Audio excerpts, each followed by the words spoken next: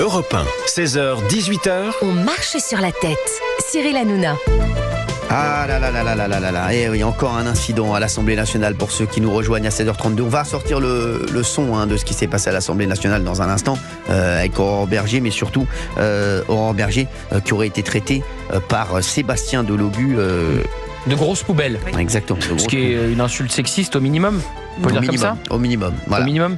Donc Aurore Berger faisait une intervention sur les violences antisémites d'Amsterdam. Je rappelle que pour la France Insoumise, ce n'est pas antisémite. Ils l'ont tous dit les uns après les autres, justifiant même les violences et les lynchages, comme cette députée Marie Mesmer qui a eu un signalement au procureur de Bruno Retailleau. Et donc Sébastien Delogu lui a dit tu es une grosse poubelle. Et après, envers les macronistes, il a fait il y a quoi ? Genre qu'est-ce qu'il y a ? Qu'est-ce qu'il y a ? Faire quoi, voilà. Donc c'est exactement comme Thomas Porte quand il dit ferme ta gueule, on va t'attendre dehors. Ils se prennent vraiment pour des caïds. Des petits caïds. Des petits caïds.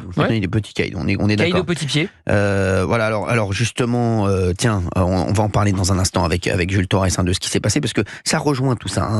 Ça rejoint tout ce qu'on dit. On va en parler dans un instant sur Europe 1 01 80 20 39 21. Qu'est-ce que vous pensez du comportement de Sébastien Delogu ? C'est dingue parce qu'on en parle tous les jours de ces gens qui font tous les jours qui franchissent la ligne. Et en fait, on tombe dans leur piège, en fait, parce que à chaque fois, ils nous font parler d'eux. Je pense pas que ce soit un piège. Non, parce que si vous n'en parlez pas, de toute façon, ils vont continuer. Donc, il faut justement dénoncer ça. Valérie Benaïm, on a la séquence dans un instant. On va l'écouter. Juste, il y a Catherine qui est avec nous. Catherine d'Andalousie. Juste avant qu'on écoute le témoignage de Jules Torres, qui va nous raconter. Un journaliste est exclu d'un groupe de journalistes chargés de suivre le RN après un débat sur le livre de Jordan Bardella sur Europe 1. Catherine, dites-nous tout. Bonjour Catherine.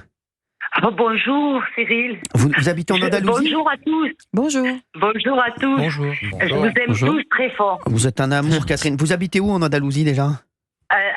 Almeria. Ah, Almeria, je connais très bien. Ouais, on a des gars des eaux là en ce moment, vous savez. Je sais, on pense à vous. Bon, on espère. Je suis, Cyril, excusez-moi, avant de témoigner, je suis tellement heureuse, je suis fan. Vous voyez, merci, je vous écoute tous les jours à Europe 1 et tout le reste à la télévision, c'est un replay parce que non, mais sincèrement quoi, mais j'ai des frissons tellement de vous parler. Ah, franchement, c'est la première fois qu'il y a une femme qui a des frissons en me parlant, vous savez, Catherine. Arrête-toi, non, mais vraiment, je peux vous dire, ça fait longtemps que ça m'est pas arrivé, Catherine. Merci Catherine, en tout cas, ça me fait bien plaisir. Catherine, vous avez vu, alors vous êtes en Andalousie, mais je peux vous dire, en France. Vraiment, c'est catastrophique en ce moment. Mais je le vois. Mais voyez, Cyril, alors je fais des vidéos et je dis, déjà, en France, moi, je ne pourrais pas revenir vivre. Ouais. Déjà, vous voyez parce que la vie en Espagne, moi, je gagne une misère, mais je peux vivre. Et dans le luxe. Tu vois ? Et je peux manger, bon, c'est vrai, j'ai mes poux, je fais mon jardin, tout ce que tu veux, mais moi, ce que je comprends pas, on s'en fout de comment je vis. Moi, ce que je ne comprends pas, c'est ce Delogu de merde. Alors, parce que ce mec, il sait même pas lire, il sait même pas parler. Alors, si lui peut faire ça, moi, je peux le faire aussi. Non mais c'est incroyable en fait. Et moi j'en veux, je l'ai dit hier, mais j'en veux beaucoup. Alors lui il a été élu au premier tour, mais à tous ceux qui ont fait une alliance avec la France Insoumise. Par qui ? Mais voilà. Par les Marseillais, notamment les quartiers nord. Voilà, on en parlait tout à l'heure. J'en parlais tout à l'heure avec des amis. Ils me disaient Delogu qui pourrait être élu à Marseille. Maire de Marseille, en tout cas. Ah, mais non, absolument. Jamais. On l'avait déjà dit. Non, Ça serait catastrophique. Non, jamais. Mila, Cyril, moi, mon époque, quand je vivais, excusez-moi, excuse-moi, Cyril. Moi, mon époque, parce que je vais dans un mois et demi, je fais 60 ans, d'accord. Donc je suis pas une gamine, d'accord. Bon, à mon époque, encore. Si, Catherine. T'es gentil. De toute façon, on va se voir, t'inquiète pas. Non, mais pas pour ça. Vous allez comprendre après, parce que je vais avoir besoin de toi, Cyril. Avec grand plaisir. Non, mais en sérieux. Attends, moi à l'époque, je vivais à la ZUP à Nîmes. Oui. Tu vois, j'étais enceinte de mon fils. Eh bien, je vais te dire, on avait toutes les ethnies. Que ce soit asiatique, que ce soit tout. Je laissais les clés de ma voiture sur la voiture, la porte ouverte. Il n'y avait aucun problème. Le problème, c'est l'extrême gauche qui arrive, qui nous mettent, c'est eux qui sont en train de créer cette histoire de racisme. Tu comprends ? Parce qu'il n'y avait pas de racisme à mon époque.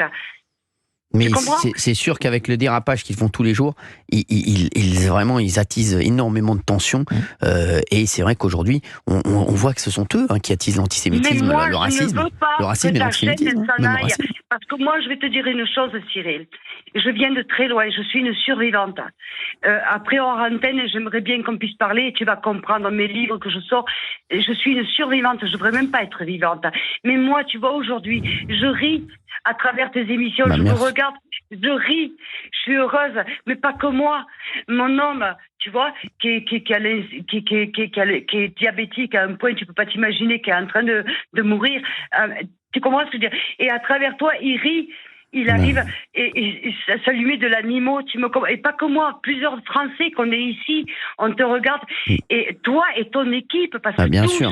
Vous êtes des amours. Et alors, moi je comprends pas. Vous portez une marque et sur les autres chaînes, ils ont des marques, il n'y a pas de problème. Ah bah oui, ça c'est sûr. Et sur vous, il y a un problème. Sur nous, il y a toujours un problème. Ça s'appelle le 2 poids 2 mesures. Exactement. Ça s'appelle le 2 poids 2 mesures. Mais moi, ce que je comprends pas, tu vois, excuse-moi Cyril. Allez-y, il n'y a pas de problème, Catherine. Il n'y a aucun problème.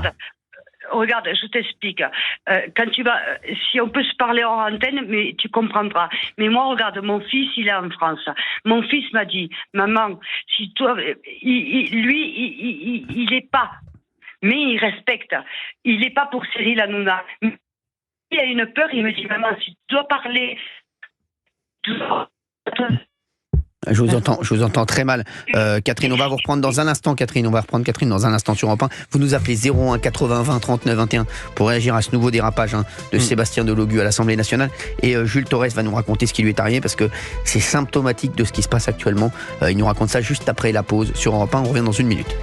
Europe 1, 16h, 18h. On marche sur la tête. Cyril Hanouna. 01 80 20 39 21. Vous nous appelez sur Europe 1. Il y a eu un incident à l'Assemblée nationale. Tiens, on va écouter ça un instant. Alors, vous n'entendez pas ce que dit Sébastien Delogu, mais on va vous le redire dans un instant avec Gauthier Lebray et Jules Torres qui nous fait l'honneur d'être avec nous. Merci, Jules. C'est moi qui suis honoré, Cyril. Ah non, quel bonheur. Vous pouvez pas savoir. Oh là là. Écoutons. S'il vous plaît, mes chers collègues. Allez-y, Madame Berger. Merci Madame la Présidente, merci Monsieur le Ministre. Ce qui est terrifiant, c'est quand nous évoquons la question de l'antisémitisme, il y a tant de chahuts, de vociférations dans cet hémicycle. Ce qui est désespérant, c'est qu'encore une fois, certains de nos concitoyens ont peur. Ce qui est désespérant, c'est que dans vos réactions, vous continuez à leur placer des cibles dans le dos. Sachez que nous sommes plus nombreux et plus déterminés que vous à faire gagner la République et à lutter contre l'antisémitisme. Je vous remercie, Madame la députée. Mes chers collègues, un peu de calme, s'il vous plaît. S'il vous plaît, Monsieur Delogu, s'il vous plaît, Madame Obono, je vous remercie. Mes chers collègues, s'il vous plaît, un peu de calme. Mes chers collègues, un peu de calme. Oui, attendez. S'il vous plaît, ça n'est pas venu jusqu'à mes oreilles. Je vais demander au service ce qui a été dit. En attendant, s'il vous plaît, je donne la parole à Monsieur Hendrik Davy pour le groupe écologiste et social. C'est dingue. Obono et Delogu, comme d'habitude. Voilà. Et le premier tour chacun. Mais vous vous rendez compte du niveau de l'Assemblée nationale. Vous savez, la semaine dernière, on a fait une interview de Philippe de Villiers qui nous disait que lui, quand il était député, il serrait la main à des académiciens, Jean-François Degnaud, Alain Perfit. Maintenant, à l'Assemblée nationale, on a quoi? On a des crétins numériques. On a des députés qui ont des comportements de racaille, qui menacent, qui insultent, qui sont fichés S, qui ont été des dealers dans le passé, qui sont pris en flagrant délit en train d'acheter de la drogue à un mineur de 14 ans. Oui. Voilà, c'est ça aujourd'hui la réalité de notre Assemblée nationale. Les gens qui votent nos lois aujourd'hui, qui font nos lois, eh bien, ils ont des comportements de racaille. Certains d'entre eux. C'est fou. Ne jetez pas l'opprobre sur l'enceinte. Là, ça commence à faire beaucoup. Non, mais c'est bon, j'ai pas commencé, Cyril. Je veux continuer à dire qu'il y a au sein de l'Assemblée nationale et du Sénat des personnes de grande qualité mais on s'en qui fout. Mais on parle pas d'eux. Bon, mais je parle pas. Non, mais c'est pas ça, Olivier d'Artigol, on sait, mais c'est pas avancer le débat. Là, on parle de Delogu et de son équipe là avec Obono et toutes les équipes. On n'est pas là pour... On sait très bien qu'il y a des gens bien qui sont à l'Assemblée nationale ou au Sénat, comme partout. Non, mais pas partout. Il y a des gens bien partout. La réalité, c'est qu'en un mois, la France insoumise s'est illustrée par un député qui a dit ferme ta gueule, on va s'occuper de toi, par un député qui a été arrêté en flagrant délit, par un député qui a démissionné parce qu'il est accusé d'agression sexuelle, par une députée qui est mise en examen parce qu'elle est dans des comptes de campagne de Jean-Luc Mélenchon, par un député qui a été arrêté pour avoir roulé à contresens sur une voie de bus. Et ça, voilà, c'est un exemple, 2 exemples, 3 exemples. Et à la fin, la France Insoumise, c'est plus un parti politique, c'est un parti de repris de justice. C'est ça la vérité. C'est qu'on en a plus d'une dizaine, plus d'une quinzaine qui, ce dernier mois, juste ce mois-ci, on parle pas de il y a 1 an, il y a 6 mois là, on parle de 1 mois. En 1 mois, on a plus de députés qui passent devant la justice que sur les 10 dernières années. La vérité, elle est là. Mais elle est là, bien sûr. Alors juste, j'aimerais qu'on explique à nos auditeurs sur Europe 1 à 16h44 ce qui s'est passé pour vous. Alors, vous faites un débat sur Europe 1 ce week-end, c'est ça? Absolument. Alors, qu'est-ce qui s'est passé? Chez l'excellente Pascale de la Tour du Pin. J'embrasse. Il y a l'avocate Sarah Salman qui défend les éditions Fayard, vous savez, car la régie publicitaire de la SNCF ne veut pas mettre de publicité du livre de Jordan Bardella dans les gares SNCF. Bon, voilà, il y a un débat, moi je participe. Ensuite, Sarah Salman est interrogée sur un article d'un confrère du Monde, un article qui, à mon sens, était au vitriol, à charge contre Jordan Bardella. Et moi, c'est pas moi qui ai décidé de parler de ce papier-là. On m'a interrogé sur ce papier. Donc j'ai dit, oui, bon, les journalistes attendaient d'avoir les bouquins de Jordan Bardella pour faire des mauvais papiers. D'ailleurs, ils se sont plaints ils se sont plaints de pas avoir les livres avant la sortie officielle du bouquin, ce qui n'est pas choquant. Ça arrive pour tous les livres, tous les auteurs. Eh bien, pour avoir dit ça, Cyril, pour avoir dit ces 2 choses, qu'ils étaient mécontents de ne pas avoir le livre et pour avoir critiqué un confrère, eh bien, on m'a évincé, on m'a poussé vers la sortie d'une boucle de conversation WhatsApp. On m'a dit il n'y a qu'une décision qui s'impose. Jules, tu vas devoir partir. Voilà, on a fait des blagues par rapport à Koh-Lanta, trahison. Ton flambeau va être éteint. Et donc, en effet, on m'a exclu, on m'a évincé. Bon, je leur ai pas fait ce plaisir-là parce que j'ai quitté la boucle juste avant de me faire évincer. Donc, vous voyez, j'allais être exclu et pour pas leur faire ce plaisir-là, j'ai quitté cette boucle-là. Ça illustre quoi? Ça illustre que ces personnes, elles sont sectaires, que ce sont des moutons de panurge, c'est-à-dire que il y a un journaliste qui est mécontent alors que voilà, j'ai dit quelque chose qui n'était pas du tout choquant, qui était complètement assumé publiquement, c'est-à-dire que les journalistes étaient mécontents. Vous voulez que je vous dise ce qui m'interpelle le plus, moi? Dites-moi. C'est que vous ayez fait partie de cette boucle. Vraiment, c'est ça qui m'interpelle. Alors honnêtement, j'ai dû mettre une fois un message dans cette boucle en 1 an et demi. Qu'est-ce que vous foutez là? Elle ne sert à rien. Je suis très content de ne plus y être. Ces gens c'est des jaloux. Moi, ils sont jaloux. C'est des mecs qui sont derrière leur écran, qui sont persuadés qu'ils tiennent le monde alors qu'ils ne tiennent rien du tout, et qui sont persuadés d'être importants alors qu'ils ne tiennent, qui sont pas du tout importants et qui ne servent à rien. Sachez-le. Et la vérité, c'est, je fais ce métier depuis 25 ans. Je peux vous dire que je sais ce que valent ces gens et je sais où se situent ces gens par rapport dans l'échelle des gens importants ou pas. Donc croyez-moi, vous valez mieux qu'eux, faites votre vie, vous n'avez pas besoin d'être dans cette boucle qui vous apportera rien du tout. Moi, j'y étais pas. Bravo Gauthier. Voilà. Non, mais vous avez raison. Non, mais c'est vrai que ce sont des gens qui, quand on les voit, vous font des grands sourires, vous disent bonjour, mais qui dans le dos vous font passer devant un tribunal révolutionnaire. C'est simple. Enfin, la vérité, c'est que c'est des syndicalistes, c'est des cégétistes.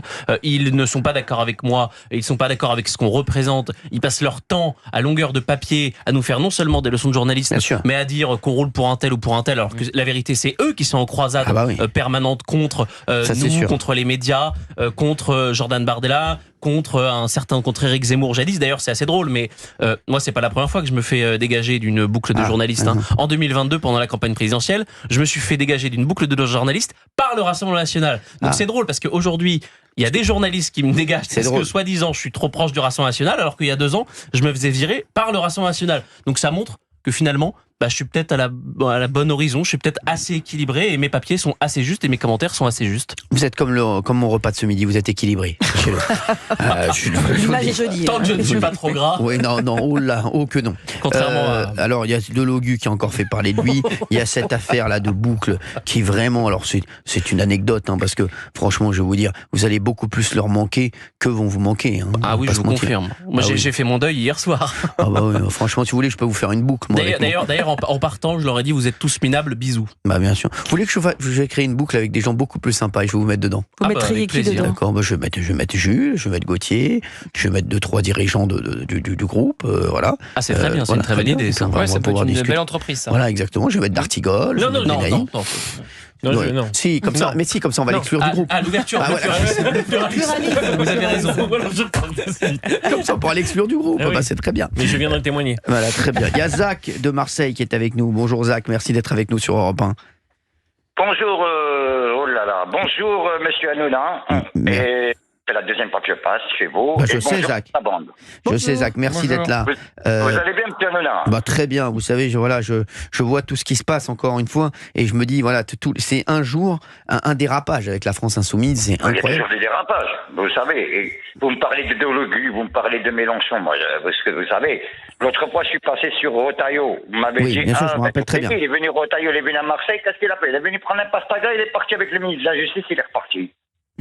Les Oliviers, ils vendent toujours. Il n'y a pas de keuf, il n'y a rien. Voilà, je vous ai dit ça la première fois que je suis passé à l'édition, ça fait 4 jours ou 5 jours, je crois, la semaine dernière. Je sais. Il y avait M. Rotaillot qui est venu à Marseille. Alors, il reste que Delogu à Marseille. Comment? Il reste que Delogu à Marseille, alors.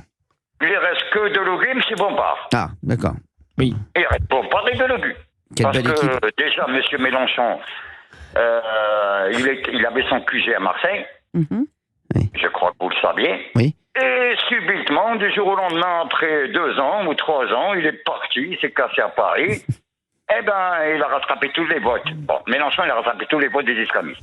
Ici. Ça, tout le 14, 15, 16, ce que vous voulez, il a pris le premier, le deuxième, et le quatrième et le troisième. Il n'y a pas de problème. Delogu, lui, il a été élu en premier arrondissement, et je crois que c'était premier ou deuxième, je crois, mais la totalité. Exactement. En une seule voix. Premier tour. C'est ça, exactement. Manuel Bompard aussi élu au premier tour avec député de Marseille sur le circuit de Mélenchon. Monsieur Delogu, je le vois toujours. Bon, il faut pas l'insulter, c'est un mec qui est normal, comme moi et toi, mais bon, il est illettré, il sait pas lire, il sait pas écrire, c'est pas grave. Il doit apprendre un petit peu. Bon, il joue les caïds à Marseille, style, il joue les beaux parce que c'est normal, il est député. Donc, à l'époque, il était taxi. Après, il était chauffeur de Mélenchon. Mais à cause de quoi il est devenu comme ça, monsieur Delogu, je veux dire, antisémite? Depuis qu'il est devenu chauffeur de Mélenchon. Bah oui. Parce qu'à l'époque, il était taxi. Oui, c'est vrai, il était taxi à Marseille Vieux-Port. Exactement. Et après, Mélenchon l'a repéré, je ne sais pas comment ça s'est passé, il est devenu son chauffeur. Mais lui, au début, il était tranquille, il n'y avait ni racisme, ni rien. Et après, il est rentré dans le mouvement de Mélenchon. Et Mélenchon, il lui a retourné le cerveau, et voilà. C'est tout beau. Maintenant, Mélenchon, lui, retourne les cerveaux de tout le monde, en vérité. Et bon, mais à Marseille, il suffit plus. Mélenchon, regardez le 13e arrondissement, ils ont voté le Rassemblement National. Oui. Le quartier normal. C'est coupé en deux. C'est coupé en deux à Marseille. C'est coupé en deux, M. Hanouna. C'est LFI et le Rassemblement National. En fin de compte, il y a 75% d'LFI à Marseille. Non. Parce que tout le monde. Moi, je dis 75% parce que tout le monde est contre Israël. Ils sont tous pour le Hamas. Donc, moi, je vous dis un truc, tous les voilés, tous les barbus, ils sont pour ça. Et après, les 25% comme moi, qui a voté Marine Le Pen, on est là encore, on est encore vivants.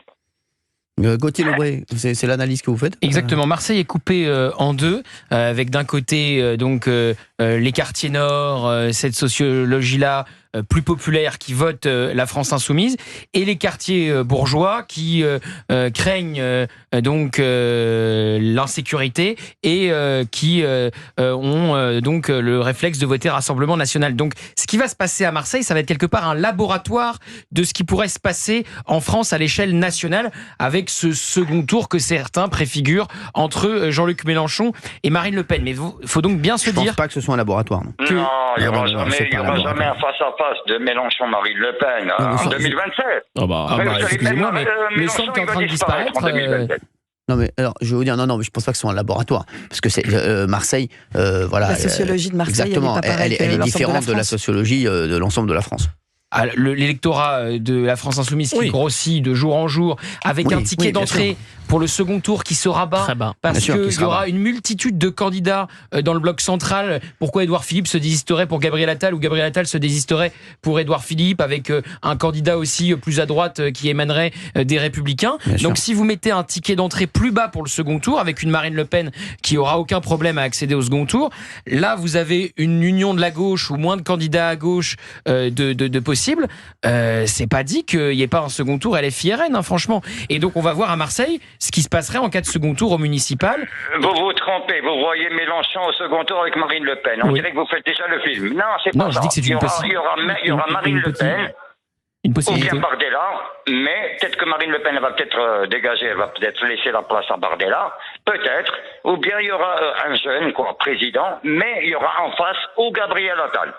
Ouais, il y aura Gabriel Attal. Pour moi, c'est Gabriel Attal contre Bardella J'y crois pas du tout à Gabriel Attal. Marine Le Pen contre Gabriel Attal. J'y crois pas du tout. Bah, écoutez, en tout cas, merci Zach d'avoir été avec nous sur Europe 1. Voilà, merci de votre analyse. J'ai une petite chose à vous dire. Zach, vous allez me le dire dans un instant sur Europe 1. Vous restez avec nous, bien entendu.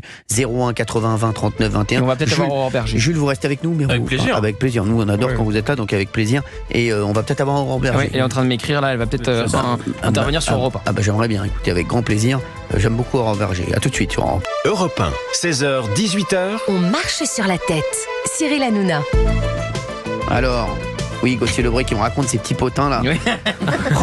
C'est insupportable. Merci d'être avec nous sur Europe 1. Il est 17h11. Dans un instant, on parlera de ce triste personnage, Ismaël Boudjekada, élu écologiste, déjà condamné pour apologie du terrorisme et qui réitère des menaces lors d'un live sur Internet. J'aurais aimé être à Amsterdam pour en faire courir quelques-uns. Ils se prennent tous pour des voyous. Hein. C'est incroyable. Hein. C'est fou. Alors lui, pour le coup, c'en est un. Oui, très dangereux parce que vous voyez, dans cette vidéo qu'il a mise sur les réseaux sociaux, il fait peur ce type. Hein. Oui, il fait peur. Oui. Il fait pas peur, moi. Hein. J'aimerais bien le. Moi, en tout cas, les phrases qu'il dit, là pour le coup, il n'y a aucun doute sur l'antisémitisme avéré. Bien sûr, voilà. Exactement.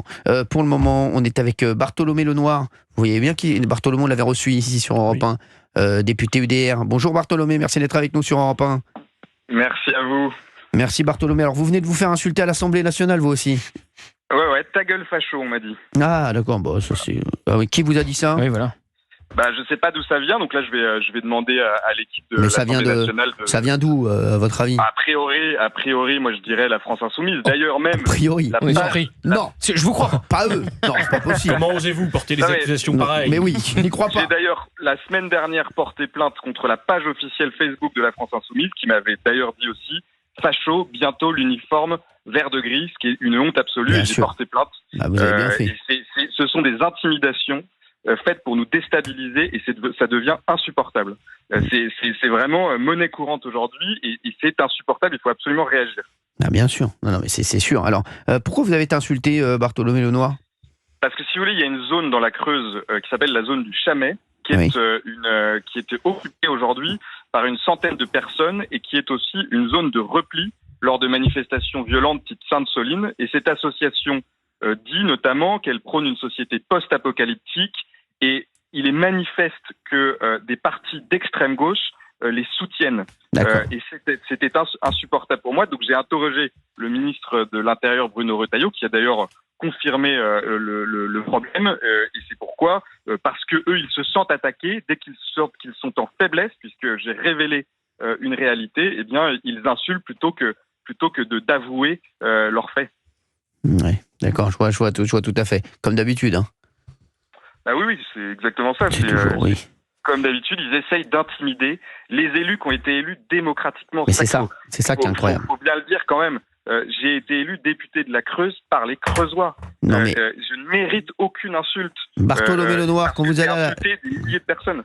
Quand vous allez à l'Assemblée nationale, vous vous dites à chaque fois ça va être insupportable, je vais me faire insulter, ça va mal se passer, ou bien vous y allez de bon cœur encore? J'y vais de bon cœur parce que j'ai à cœur de défendre les Creusois et au contraire, je suis plus combatif que jamais. En fait, je vais vous dire, ironiquement, ils sont ma force. Oui, ils sont notre force parce que à chaque fois qu'ils font ça, ça nous donne une énergie supplémentaire pour essayer de les casser quoi. Et donc au contraire, j'y vais plus combatif que jamais. Alors, on a le son sur Bartholomé. Je crois qu'on a le son. Écoutez. C'est pas tout de suite. Ça va devenir une ZAD. Merci, monsieur le député. Voilà, donc ta gueule facho, c'est ce qu'ils vous ont dit? Non, exactement. Voilà. Exactement. On voit l'argument, on voit ils n'ont rien à dire d'autre. Aujourd'hui, ils sont dans l'invective permanente, dans les provocations permanentes, et vraiment, j'ai le sentiment qu'ils n'aiment pas la France. Ah bah, j'ai le même sentiment. Tous ceux qui aiment la France, et peu importe, le parti, tous ceux qui aiment la France subissent leurs invectives et leurs injures profondément dégradantes.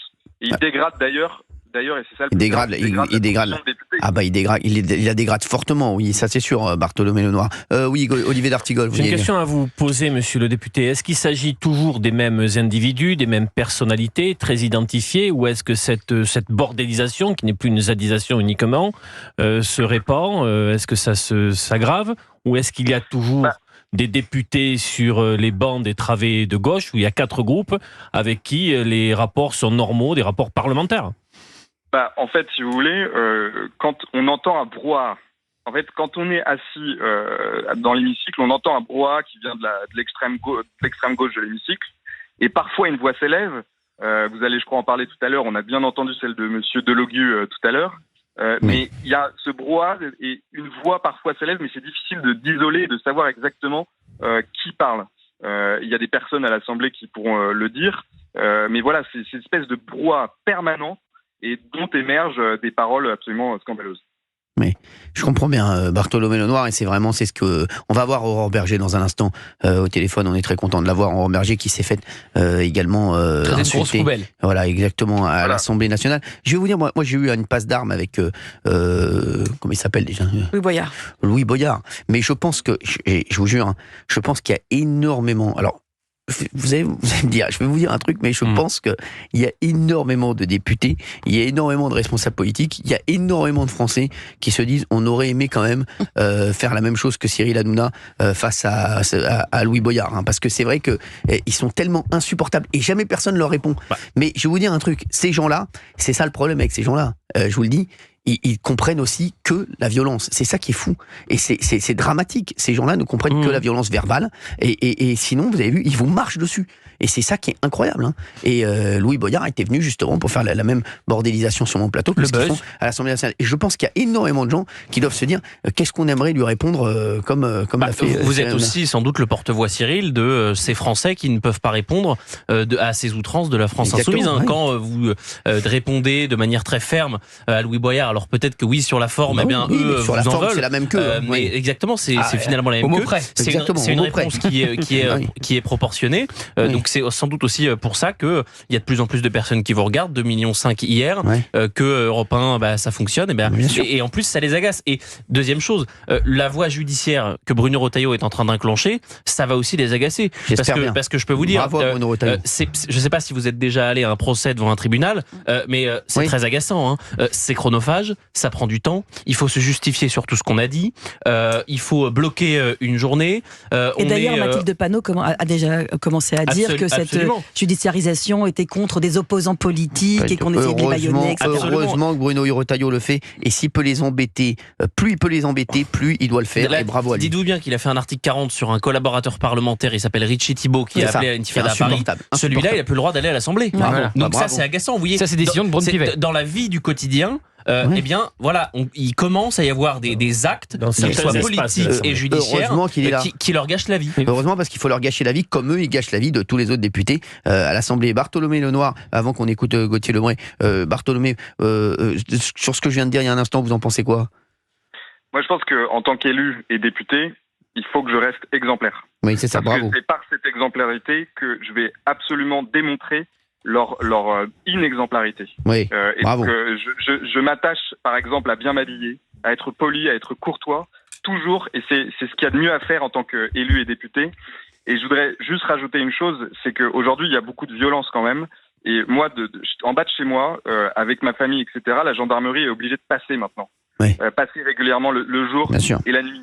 C'est ce qui est en train de se passer, c'est d'une violence inouïe. Et ils sont en train de pointer du doigt sur des députés, sur des élus qui représentent le peuple. Ils les montrent du doigt, et c'est une technique absolument épouvantable. Oui, c'est exactement ça. Vous avez signé la pétition pour C8 Bartholomé Lenoir?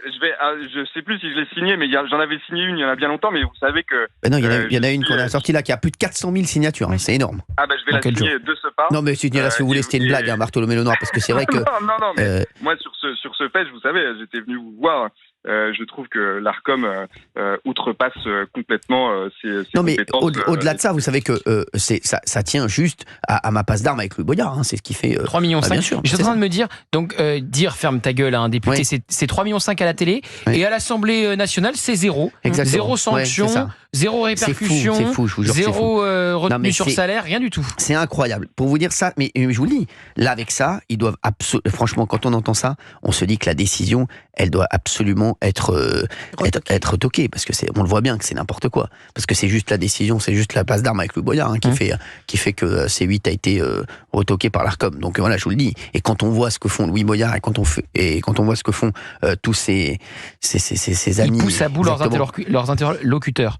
Donc voilà. Exactement. Ils avaient en face d'eux un bon client. Après moi, il faut pas me pousser trop longtemps. Voilà, c'est ça le problème. Mais bon, voilà, mais ils le savent. Voilà. C'est ce qu'il est venu chercher d'ailleurs. Exactement. Oui, voilà, c'est tous sûr. ces gens-là sont en croisade. Exactement. On est assez d'accord. Merci Bartholomé Lenoir d'avoir été avec nous sur Europe 1. Merci beaucoup. Il y a pas mal de gens qui veulent réagir. Et puis on aura Aurore Berger dans un instant là. Aurore Berger dans quelques instants. Aurore Berger qui s'est fait insulter à l'Assemblée nationale. Voilà, ça devient toutes les semaines. C'est tous les jours d'ailleurs. C'est n'importe quoi. Il y a Jean qui est avec nous. Bonjour Jean.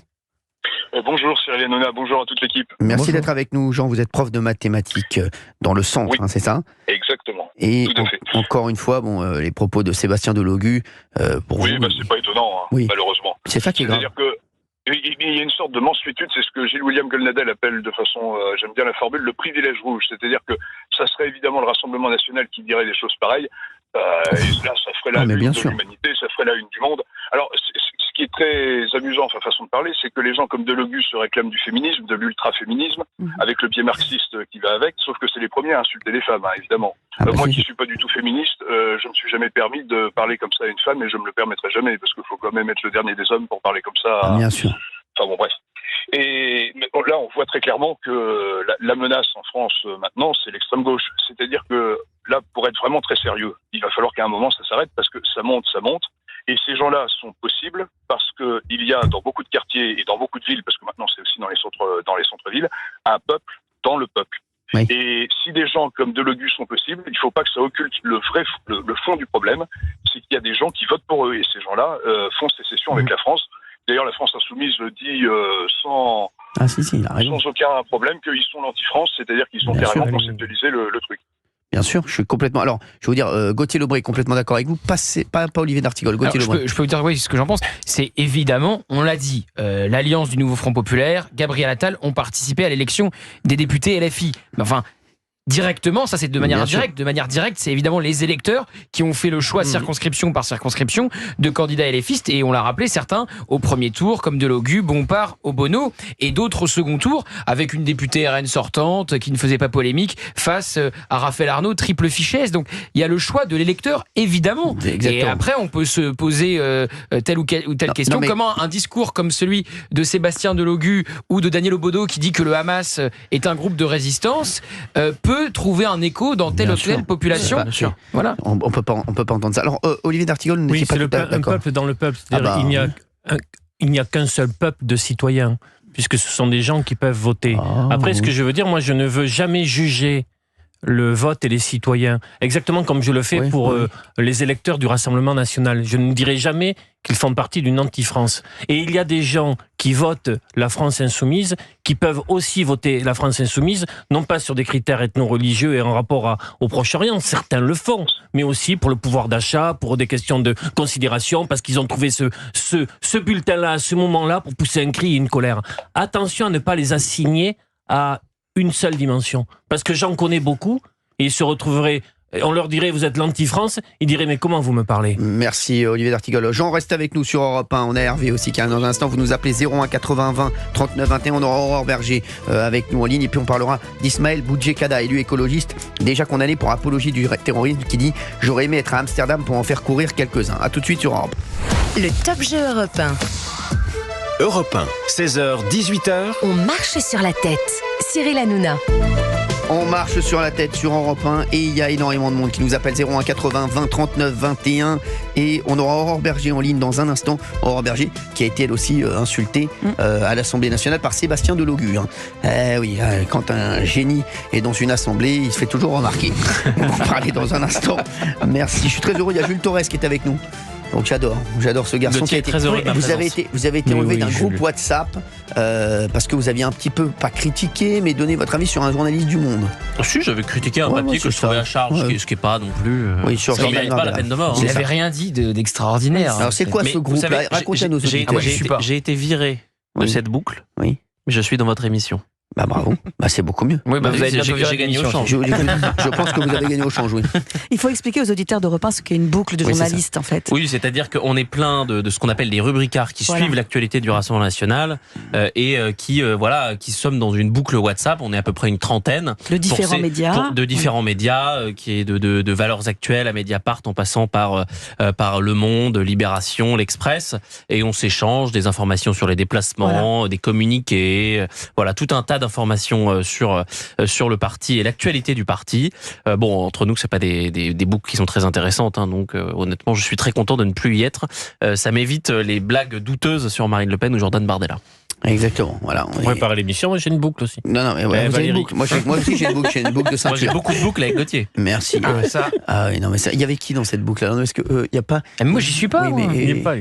Il y avait pas un truc qui s'est passé dans cette boucle. On m'avait parlé d'un truc là avec un journaliste là. Non, c'est que c'est vrai que on a du mal à parfois comprendre la condamnation de certains journalistes qui nous donnent des leçons de déontologie, alors que pendant la campagne présidentielle, par exemple, d'Éric Zemmour, il y avait un journaliste qui avait dit à ses copains Antifa qu'Éric Zemmour était à tel point, et donc ça l'a mis en danger, ça a mis sa campagne en danger. C'est moi qui l'avais révélé, ça. Et c'est Gauthier Lebret qui l'avait révélé. Et d'ailleurs, on avait fait notre premier plateau ensemble, juste après, sur CNews. Et il y a aussi, pendant cette campagne européenne, des journalistes, d'autres médias, de médias écrits qui publient le dimanche et qui ne sont pas au JDD, qui ont révélé les problèmes de santé, c'est-à-dire une maladie, un cancer, de l'attaché de presse de Jordan Bardella. Donc ça veut dire que... Qui est très sympa. Et surtout, les personnes, les proches de cet attaché de presse qui s'appelle Victor Chabert l'ont appris dans la presse. Incroyable. Je ne sais pas si vous voyez la dureté. Donc moi, tous ces gens qui nous donnent des leçons de déontologie, qui nous disent qu'on fait pas le bon journalisme parce que c'est pas finalement le journalisme qu'ils souhaitent, parce que on dit pas tout à fait la même chose qu'eux, honnêtement, on balaye à des revers de main ces critiques et on en a rien à faire. Raison. Vous avez bien raison, balayer tout ça d'un revers de la main. Il y a Jean qui est avec nous du centre, vous nous appelez vous aussi, 01 80 20 39 21. On va parler d'Ismaël Boudjekada dans un instant, un autre champion. Avec des champions dans cette équipe. Merci. Il y a que des ballons d'or. Jean, vous vouliez rajouter quelque chose sur la LFI. Voilà, c'est quand même. Oui, et Olivier D'Ertigol, le problème, c'est que j'entends ce que vous dites, mais vous ne décrivez pas la réalité. Vous décrivez ce que vous voudriez qu'il soit vrai. Alors, vos intentions sont louables. Vous espérez qu'une société multiculturelle fonctionne avec des gens qui n'ont rien à voir. Évidemment, s'il y a des Italiens en France, ça pose pas de souci. Mais quand les cultures sont trop différentes, on voit bien que ça ne marche pas. Pourquoi les gens votent pour la France insoumise? Ils votent pas pour des raisons sociales. Ils votent pas non plus pour des raisons sociétales. Majoritairement, les gens qui votent France insoumise, c'est pour des raisons communautaires. Et donc, à partir de là, on comprend bien que c'est une communauté qui vote la France insoumise. Majoritairement, moi, je sais que les gens qui votent France insoumise, j'en connais plus maintenant. Et les derniers que je connaisse, c'est majoritairement des musulmans, pour dire les choses. Alors, qui clairement ont intérêt à ce que la France insoumise passe. Qu'est-ce que vous dites de ça? Je suis pas totalement hors réalité. Je vis dans une ville, je connais les quartiers populaires de Pau, je connais les circonscriptions, la carte électorale française, bien même. Ce que vous dites ne correspond pas, par exemple, à l'élection de Daniel Obono dans l'Est parisien. Il y a d'autres circonscriptions où ça ne correspond pas.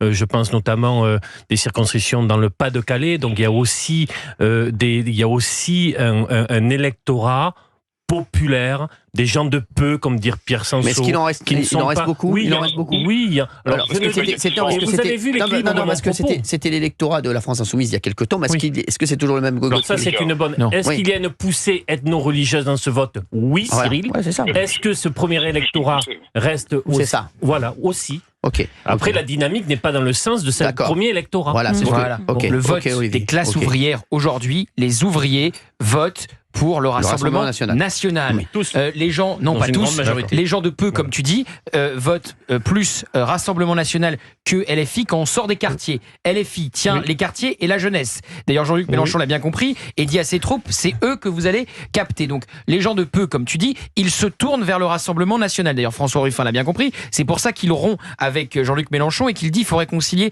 la France des tours et la France des bourgs. Je suis d'accord avec toi, la France des tours, qui est aussi des gens de peu, comme tu dis, vote LFI. Mais dès que tu sors des quartiers, ça ne vote pas pour la France insoumise quand on parle des classes ouvrières. Les ouvriers choisissent le Rassemblement national. Et Colombe, cette bénévole des Restos du Cœur qui était encore hier à la dédicace de Jordan Bardella à Perpignan, qui a été engagée à la mairie de Perpignan, qui a subi un véritable lynchage sur les réseaux sociaux, elle vote Bardella, elle vote pas Mélenchon, parce que Mélenchon ne lui parle pas. Et d'ailleurs, Mélenchon a complètement, et c'est ce que disait Gauthier, a complètement abandonné tout ça. Le 7 septembre, il y avait une manifestation et il disait il faut mobiliser la jeunesse et les quartiers populaires. Tout le reste, laissez tomber, on perd notre temps. Exactement. On va en parler. On continue à en parler dans un instant. 01 80 20 39 21. Jean, vous restez avec nous. Et puis on parlera, je vous dis, d'un autre champion, Ismaël Boudjekada, élu écologiste, déjà condamné pour apologie du terrorisme. Oui, lui, c'est un champion des champions. Allez, à tout de suite sur Europe.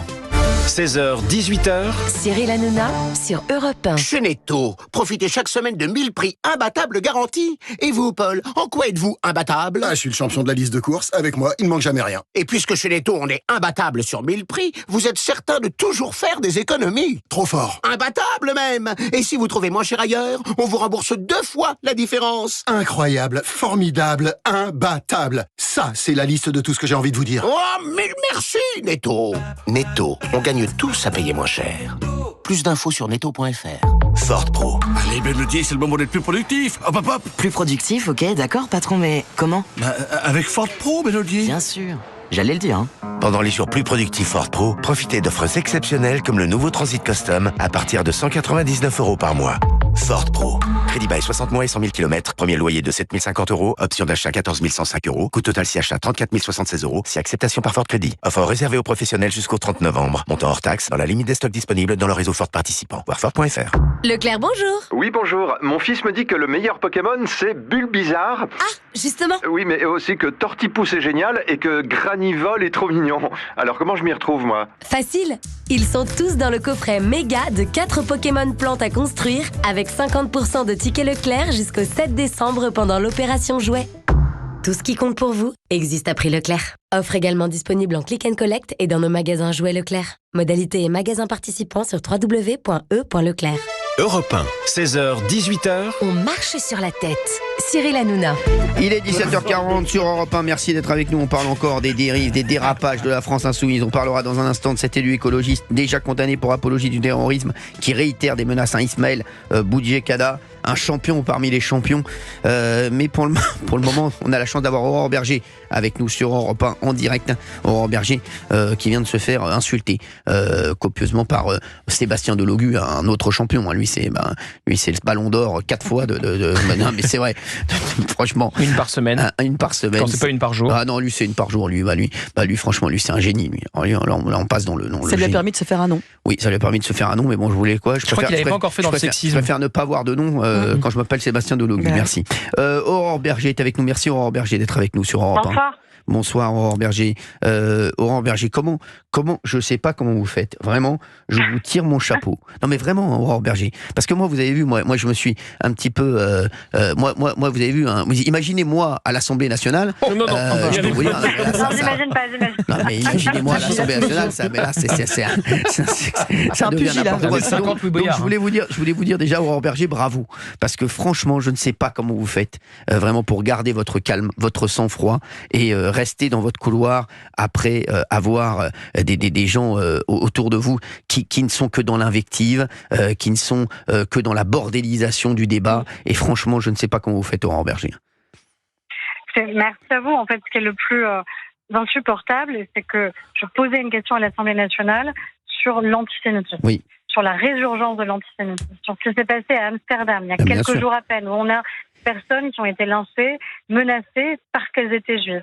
Et où malheureusement, en France, là encore, ça n'a pas provoqué un mouvement de sympathie, d'empathie, mais au contraire, on a des députés de la France insoumise qui ont à nouveau mis une cible dans le dos de nos compatriotes juifs.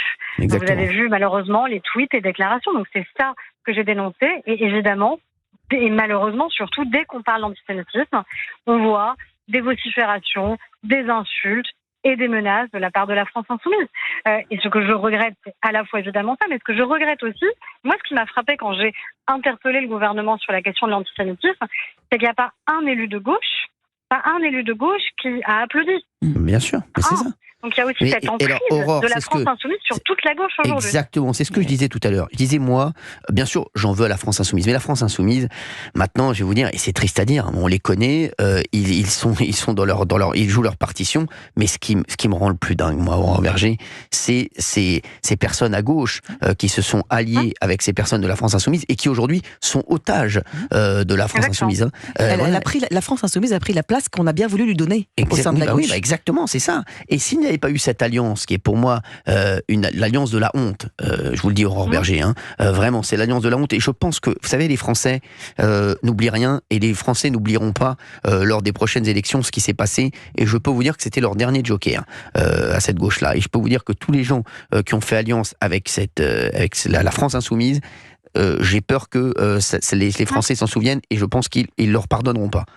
Mais J'espère en fait que les Français auront de la mémoire, parce que c'est vrai que c'était très déstabilisant de voir au moment des législatives les députés LFI réélus parfois au premier tour, malgré des insultes, malgré des menaces, malgré la bordélisation, malgré aussi le fait qu'ils ont participé à faire monter l'antisémitisme dans notre pays. Il faut le dire comme tel, on en vient encore une fois de manière systématique en fait. Ils ne parlent plus que d'un seul sujet, qui est la question de Gaza, évidemment qu'il y a un enjeu humanitaire majeur, mais on ne peut pas essentialiser les gens. On ne peut pas dire que parce qu'on est juif, on est responsable de la situation humanitaire à Gaza et accessoirement oublier que le point de départ, ce sont les attentats terroristes du Hamas le 7 octobre dernier, parce que ça, évidemment, jamais il ne rappelle le point de départ. Alors, et Aurore Bergé, si je peux me permettre, Gabriel Attal aussi entre les deux tours, pour moi, je vous dis, il a une responsabilité aussi. Je vous le dis, je suis désolé, on est beaucoup à le dire, et les auditeurs d'Europe 1 sont pour la plupart d'accord avec moi. Quand au soir du premier tour, Gauthier Lebret, on est d'accord, il appelle à voter pour la France insoumise. Ah oui. Il appelle d'abord au désistement, et puis après il va sur France Inter, il choisit bien sa radio pour expliquer qu'il choisirait le bulletin LFI face au Rassemblement national. Mais je sais qu'Aurore Bergé ne partage pas la ligne. Moi, vous savez que j'ai pris une position publique. Président de la République. Exactement. J'ai pris une position publique dès le soir du premier tour en disant que pour moi, il était impensable de voter pour la France insoumise et qu'il n'y avait pas d'exception possible. Il n'y a pas les bons et les mauvais députés de la France insoumise. Exactement. Il y a des députés qui ont accepté de porter un projet qui est un projet politique et pour moi contraire à nos valeurs démocratiques, républicaines. Et il y a une vraie responsabilité, une vraie faillite de la gauche qui s'est alliée. C'est-à-dire que parce qu'ils ont la trouille de perdre leur circonscription, parce qu'ils ont la trouille d'avoir des candidats LFI face à eux, ils sont prêts à cette alliance qui est pour moi une alliance contre nature et contre aussi ce que la gauche a pu porter comme projet républicain il y a heureusement pas si longtemps et qu'elle est en train d'oublier. Aurore Bergé, quand Sébastien Delogu vous traite de grosse poubelle. Non mais franchement. Alors, je ne sais pas si c'est à moi, je ne sais pas si c'est le ministre de l'Intérieur qui le faisait, peu importe en vérité que ce soit moi ou Bruno Retailleau. Non mais c'est pas possible, franchement. C'est intolérable. C'est intolérable. Vous vous rendez compte, moi, je vous le dis, et je le dis à chaque fois, vous savez, moi j'ai eu de problème avec personne. Le seul avec qui j'ai eu un problème, c'est Louis Boyard. J'ai jamais eu de problème avec personne. Moi, j'ai jamais eu un politique avec qui j'ai eu un problème, ni un invité. Le seul avec qui j'ai eu un problème, c'est Louis Boyard.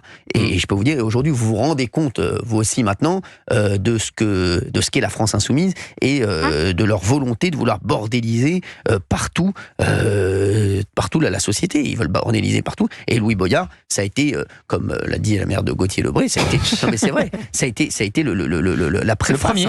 Exactement. Le premier. Oui. Le premier acte de bordélisation, de conflictualisation. Et il y a une archive de Jean-Luc Mélenchon qui ressort assez régulièrement, où il explique qu'il faut tout conflictualiser. Donc c'est la méthode Chavez au Venezuela, c'est mettre du conflit partout dans la société pour tendre la société et que tout explose. Ouais. Mais en tout cas, Aurore Bergé, je ne sais pas comment vous faites. J'espère que je serai jamais député. Parce que... en tout cas, juste pour vous donner la suite, quand même, par rapport à ce qui s'est passé, parce que ce sont quand même des insultes qui ont été proférées dans l'enceinte même de l'Assemblée nationale. Les présidents de groupe, en tout cas, Gabriel Attal, Laurent Wauquiez, sans doute Laurent Marcangeli, Marc Fesneau, vont saisir ce qu'on appelle le bureau de l'Assemblée nationale. On sait qu'au bureau de l'Assemblée nationale, c'est la gauche, malheureusement, qui est majoritaire. J'ose espérer que quand une députée ou un ministre, parce que je ne sais pas à qui s'adressait, est insulté de cette manière, le Parti socialiste, les écologistes assument de poser des sanctions. Ce sera aussi un moment de vérité. Exactement, de voir qui est prêt à voter des sanctions ou pas. Mais moi, je vous pose une question, Aurore Berger. Il y a eu des sanctions contre Thomas Porte Ça va être discuté là au prochain bureau de l'Assemblée nationale. Donc, vous poserez la même question à tous les... Moi, j'invite vos auditeurs à interpeller tous les élus de gauche qui sont membres du bureau de l'Assemblée nationale en leur disant est-ce que ça, vous le laissez passer? Est-ce que vous acceptez que des élus dits élus de la République puissent insulter d'autres élus de la République à l'Assemblée nationale? Et vous savez, en Berger, moi, je n'ai fait que leur répondre dans le même ton que ce qu'ils font, la France Insoumise. Voilà. Et je peux vous dire, ils ne sont que là-dessus. Et le problème, c'est que... oui, c'est insupportable. C'est pour ça qu'il ne faut rien laisser passer. Exactement. Et je trouve que Bruno Retailleau laisse rien passer. Je ne sais pas... voilà. En tout cas, je trouve que... En tout cas, il a eu raison de faire une saisine du procureur de la République sur un tweet scandaleux, encore une fois, malheureusement d'apologie de terrorisme, c'est ce qu'il a fait, suite encore une fois à un tweet d'une députée insoumise. Honnêtement, moi je n'ai jamais rencontré à l'Assemblée nationale, que je n'avais jamais entendu s'exprimer, que j'ai découvert moi aussi, cette occasion-là sur un tweet qu'elle a publié, suite encore une fois à des hommes et des femmes qui à Amsterdam ont été lynchés parce que juifs, et où elle a préféré ignorer ce fait-là en les qualifiant, ce que je redisais tout à l'heure, de ces gens-là. Moi, je trouve qu'il y a un relan antisémite évident en disant ces gens-là, en parlant de personnes de confession juive qui ont été prises pour cible et lynchées à Amsterdam. Mais je vais vous dire, ce qui est dangereux, Aurore Berger, aujourd'hui, c'est que ces gens-là, moi je les parle de ces gens-là de la France Insoumise, et on ne la connaissait pas, cette députée, mais je vais vous dire, elle savait qu'elle allait faire un buzz terrible avec ce tweet. Et c'est ça qui est grave. C'est-à-dire qu'ils sont capables d'avoir des propos extrêmement dangereux, mais ils se disent, si ça buzz et si ça peut me permettre d'avoir un petit peu de notoriété, eh bien allons-y. Et ça, c'est extrêmement grave, ce qui se passe actuellement. Voilà. Merci en tout cas. C'est toujours l'ambiguïté qui est la nôtre de savoir si on doit en parler ou pas, mais le problème c'est que de ne pas en parler donne le sentiment qu'on laisse passer et qu'on accepte que de tels propos puissent être tenus, et en parler malheureusement nourrit aussi la bête quelque part. Donc c'est toujours un arbitrage qui est difficile, mais je pense moi qu'il faut rien laisser passer pour peut-être démontrer aux Français, à ceux qui nous écoutent, à ceux qui vous écoutent, qu'encore une fois c'est à eux de faire les bons choix aussi au moment des élections et au moment des élections législatives notamment. Exactement. Merci Aurore Berger d'avoir été avec nous sur Europe 1. Merci beaucoup. On va parler très vite d'Ismaël Boudjekada, élu écologiste, qui a fait un live. Écoutez ce qu'il a dit, Ismaël Boudjekada. Il n'y a pas d'antisémitisme. L'antisémitisme, c'est un terme qui a été inventé. Tu penses quoi de ce qui s'est passé à Amsterdam? Je pense qu'ils en ont pas pris assez. Voilà, j'en dirai pas plus. Et croyez-moi que ce qui s'est passé à Amsterdam, ça va continuer. T'aurais rêvé être à Amsterdam? Tu sais quoi? Enregistre bien, baltringue que tu es. J'aurais aimé être à Amsterdam pour en faire courir quelques-uns. Alors, lui, c'est un champion, Ismaël Boudjekada.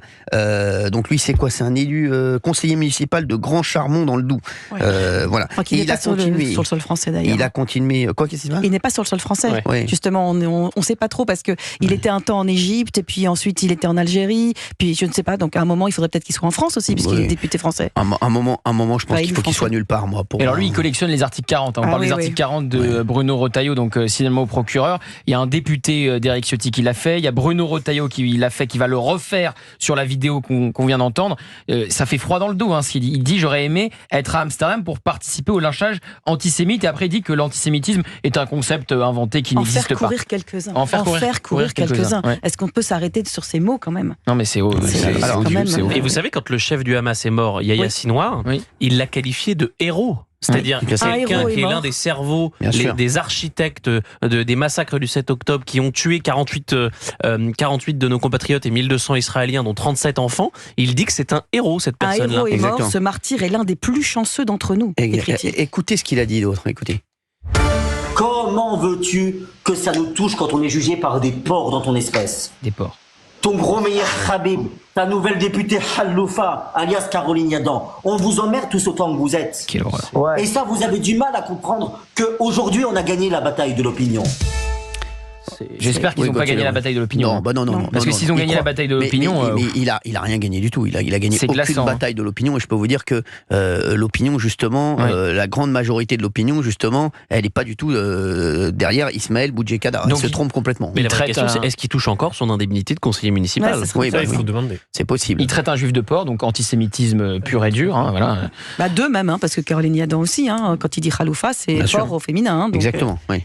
Non, mais c'est effrayant. Tous ces mots sont juste effrayant. Et on aimerait mettre hors d'état de nuire un type pareil qui a une place qui n'est pas dans un conseil municipal mais qui est en prison. Bien sûr, il faut complètement lui couper les vivres. Aujourd'hui, un conseiller municipal, ça peut gagner jusqu'à 2 000 € par mois payé par le contribuable. Bien sûr. Il faudrait mettre un code en place, en fait. Un code qui pourra arrêter Sébastien Delogu, Ercilia Soudé, etc. Il faudrait mettre en place le code Jean-Luc, le code JL, Jean-Luc Mélenchon. Non, mais c'est vrai. Non, mais franchement, c'est insupportable. Parce que Jean-Luc Mélenchon, on l'entend pas, par contre. Ah non. Bah non. Mais incroyable. Mais non, on l'entend pas. Bah non, il envoie les lieutenants. Ouais, c'est fou. Parce que vous avez vu l'histoire d'Ercilia Soudé avec son compagnon? Oh là. Ah oui, oula. Ouais, j'ai lu le rapport. Vous l'avez lu? Oui, j'ai lu le rapport. Vous avez ce qui parlait d'un code, exactement. C'est pour ça que je parle du code Jean-Luc. On en reparlera. Mais j'ai lu le rapport, c'est quelque chose. Hein. On est d'accord. C'est gratiné. Ah oui, franchement.